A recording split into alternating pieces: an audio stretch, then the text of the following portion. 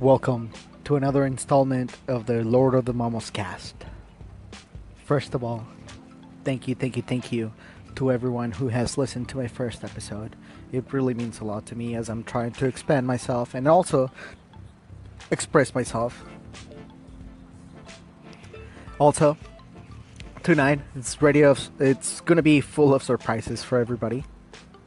I want to thank Jesse and Cameron. They were both my interviewees last week, and if you haven't heard, pretty positive response from that interview. Tonight, it's gonna be all about me. I'm gonna talk about myself, the projects that I have going forward, and the direction that I want to take the page in. For all my new followers, I want to introduce myself a little bit more, get to know me. For my existing followers, maybe you'll get to know me a little bit more in depth. Again, I appreciate all the support throughout all these months, and for the next 30 minutes, it's just you and I.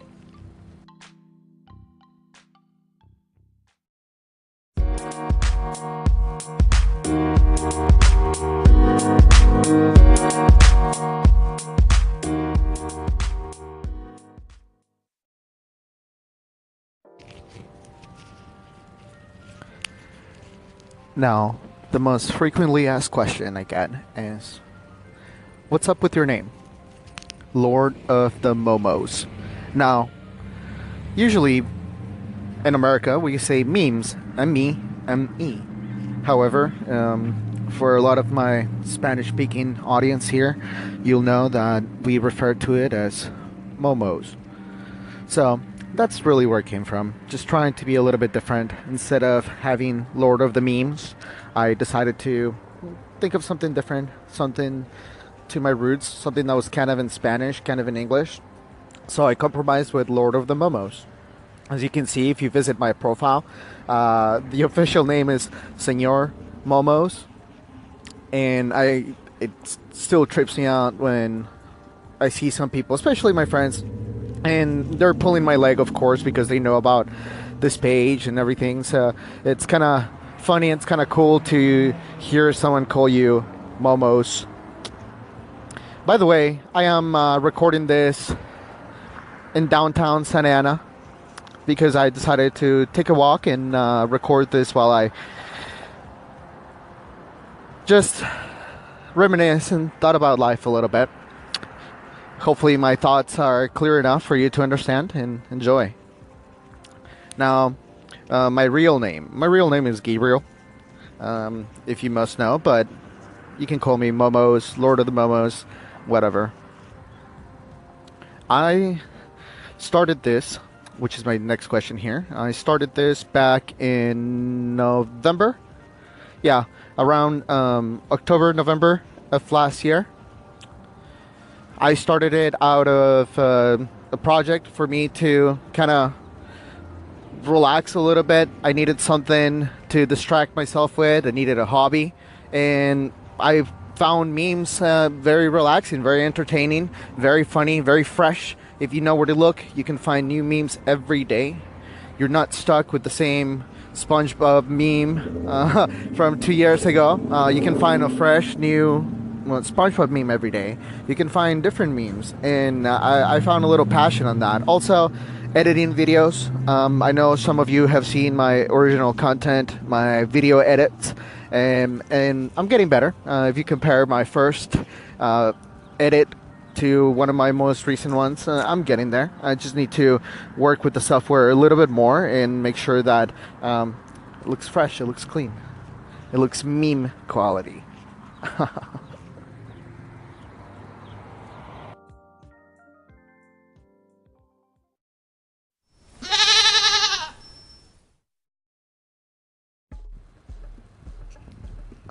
I guess someone doesn't have a sense of humor. Now, moving on. I want to thank my friend Cameron here for submitting the first question. User submitted question here. He asked if Jimmy cracked some corn, would I care? And no, you know what? Maybe he needs the corn to make some tortillas, some cornbread, or other corn products. Maybe he needs it.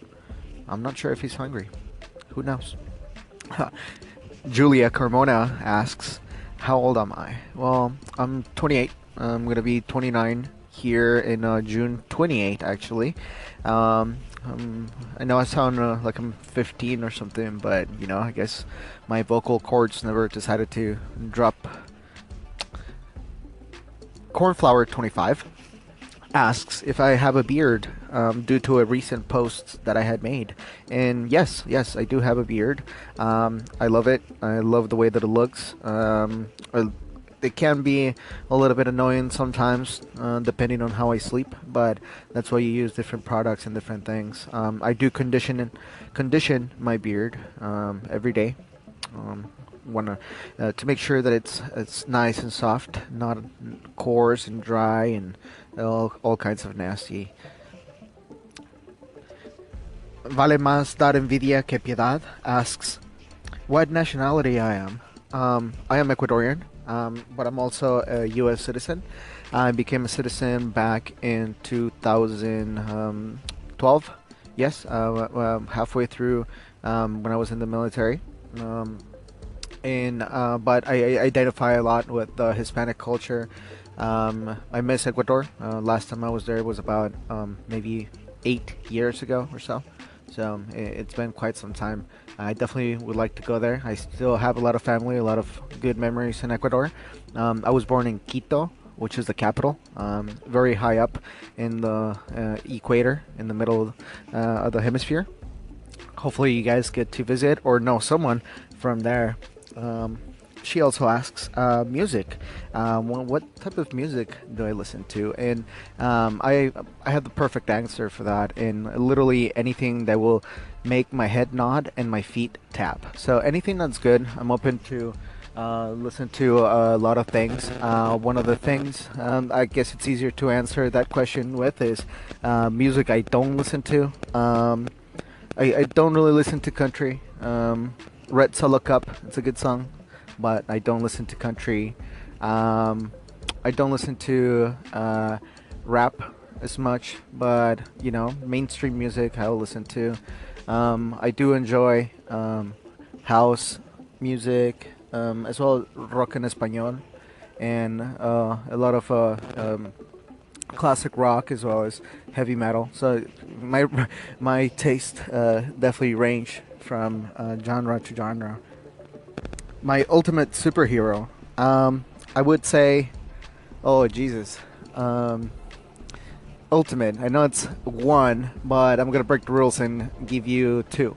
Um, Superman, because he is the only superhero that whose pseudo persona, so his secret persona is a human.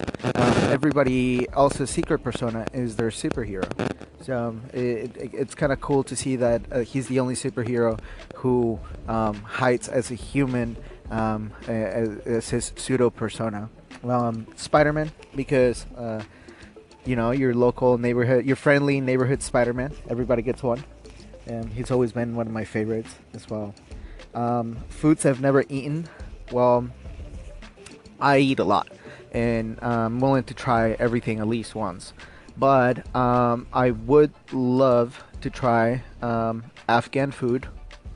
Also, I would like to try more European food, but nothing fancy. I want to try, local bar food from Europe, botanas, things like that. Sounds interesting. I would like to explore different like street foods from different parts of the world. I would like to try snake. I did see that, and that they had snakes on a skewer and they served you that. So that definitely looked good. Um, my next question here was if I drink and what was my most embarrassing moment. Well, yes, I do drink. I do drink both liquor and beer. Lately, more beer than liquor, just to kind of keep it easy. But rum is my drink, and IPAs. IPAs are my things. Although I do love a good Heineken here and there. Um, moving along, I want to talk a little bit about myself, who I am, and hopefully you get to know me a little bit more. As I previously said, my name is Gabriel. I started this page to find a hobby to ultimately make myself laugh and to take my mind off things. It's been a rough 6 months for me, emotionally, specifically. A lot of roller coasters, rides I've taken in the past 6 months or so, a little over 6 months now. Um, One of the biggest things that I want to accomplish with this podcast is to maybe extend my voice to someone who's going through something similar, extend my hand to someone who may need some words of encouragement because I know I needed them. I still need them from time to time, and hopefully, if you're having a bad day, hopefully this makes your day better.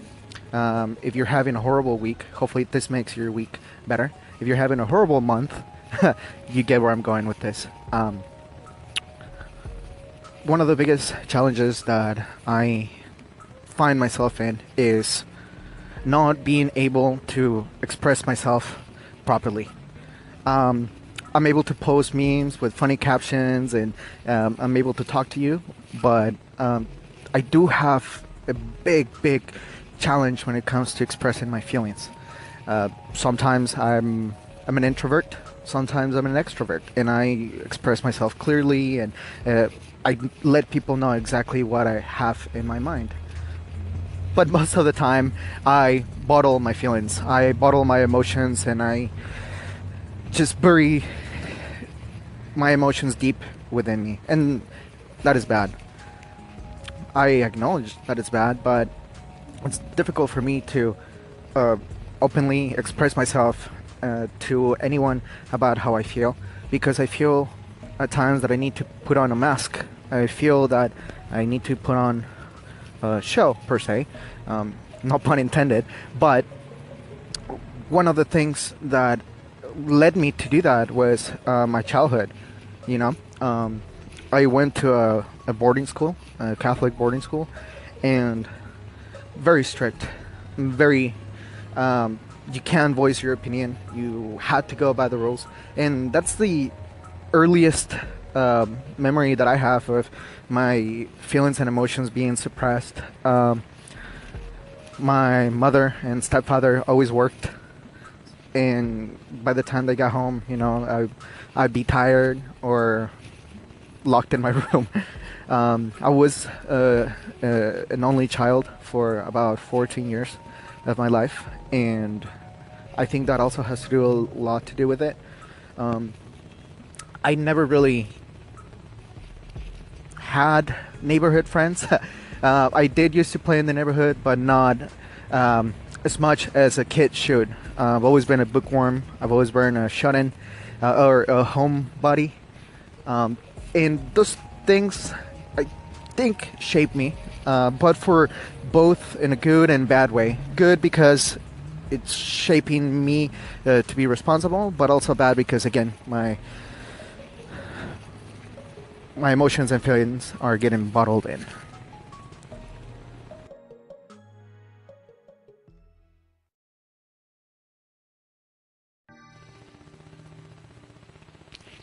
Bottling things in. That's quite the term, in my opinion, because it's very broad, but very specific to each individual. Sometimes people bottle their emotions. Sometimes people bottle their opinion because they don't want to say it to someone. I generally bottle my emotions and my feelings, and I'm working on how to express them better. I'm working on finding my voice. Um, I'm learning that it's okay to be sad. It's okay to be angry as long as I talk myself through it. For example, going through a rough breakup, I've learned to type out the text when I'm very upset and angry or whatever, but then realizing that, wait, I cannot send this text right now. If I send it, it's gonna snowball into something worse. So one technique that I've been using is I either write it down or type it down and don't send it. I just complete the text, complete the message, whatever I'm working on, and let it simmer. Let it sit for maybe 10, 20 minutes, and I come back to it. So if you go through my phone, I do have some draft messages on some people's threads and stuff, because I haven't sent those messages because I no longer feel that way. And the thing with it is that writing those things down and just having them there gives me the power to control my emotions. Once I write it down and I send it, then it develops into either a more problem or something that I truly felt. So if I send an angry text, then consequences will happen. But if I don't send that text, then nothing happens. And if anything, I feel like I sent it because I typed it down, I expressed how I felt, and it's been somewhat helping. Also, I'm learning to talk to my family, to my friends more. I'm learning to open up. I've always uh, I've always put out this image of serious, tough, but my friends know that I'm I'm a big softie, and now you guys know this too. So don't judge me. But I'm a big crybaby as well, and that's something that I'm uh, learning to do. Crying. I've always, again, I bottle my emotions, bottle my feelings, and try not to show any emotion. And recently, crying has helped me a lot because I'm able to materialize my feelings, and you can only cry for so long, and misery loves company. So I have to constantly check myself and see exactly why I'm crying, why am I sad, and what can I do about it. Now, one thing to remember is that you can't do it alone. And I always try and do things on my own. I always try and not depend on anybody. But the more I'm discovering myself through my meme page, through self-discovery, and through talking to others, is that you gotta open up. You gotta open up. You gotta reach out.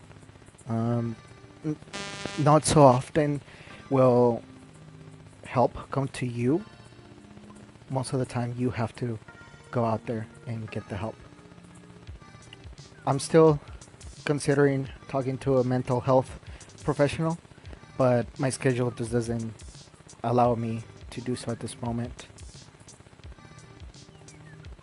Talking to my friends, talking to my parents, whom I've started to develop a different relationship than we've always had. I'm trying to, talk to them more. I'm trying to be a good son. There were a couple of years that I was gone because of the military. I was gone because I was living with someone, and I was just gone, like, mentally, away from my family.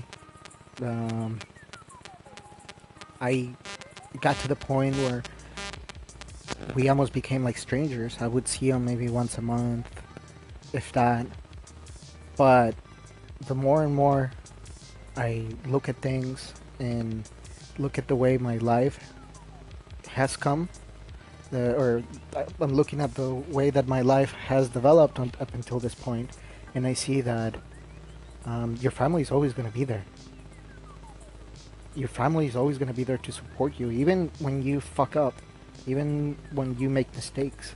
Your family is there, and that that really was an eye opener for me to see that my family was still willing to, be my family, even with all my setbacks and my mistakes and things that I've done in the past that has brought them, tears, sadness. Just knowing that I have a team of people behind me, it makes me feel so much better. Same with my friends. I have a handful of friends. I can count them in one hand. But having that strong core of friends, having that group of people that will listen to you, it matters a lot. And I could not be thankful, especially in the past 6 months, to all the people who have lent me their ears. I'm sorry that you've had to hear my my stories and my bullshit, but at the same time, I thank you. So if you're listening to this, any of my friends, you know who you are, and I thank you for that. Just know that I will be there for you as well, and for anyone actually.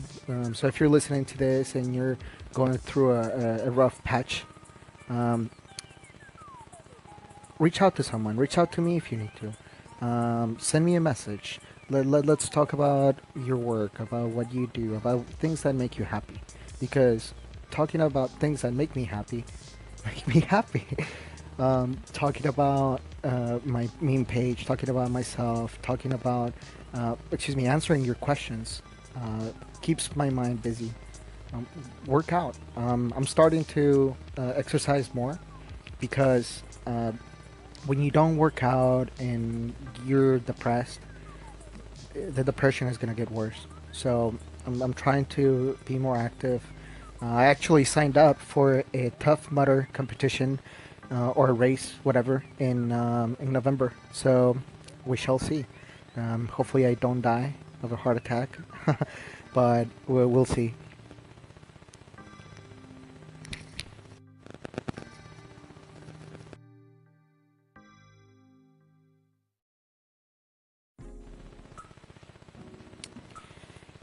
As we come to a close here on my second episode, I want to thank everybody who sent me their questions for me to answer. I want to thank Cameron, as always, really supportive. Big shout out to him. Again, his profile is at let_me_lift. Let me lift with underscores in between. Okay. Make sure you follow him. Please, please, please comment on this episode. Let me know what you think. Let me know what you want to see on the next episode.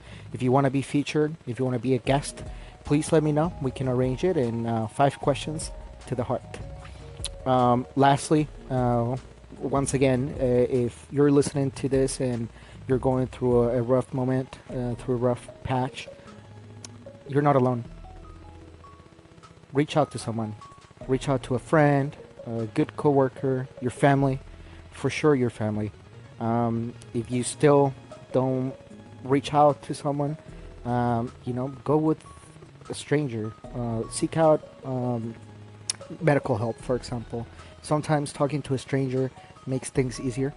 Sometimes talking to someone who doesn't know you personally makes things more amicable, makes things more approachable. So reach out. You're not alone.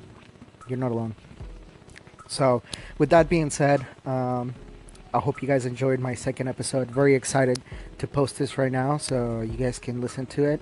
And just remember, you are special, you are loved, and you are very, very, very, very, very, very smart.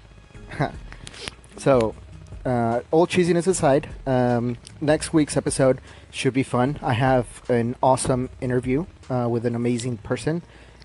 He is in recovery, so it's a very, very, very interesting conversation that I had. So please tune in next week. Enjoy this episode. I made it with very good intentions for you to enjoy, and we'll see you next week. Thank you so much.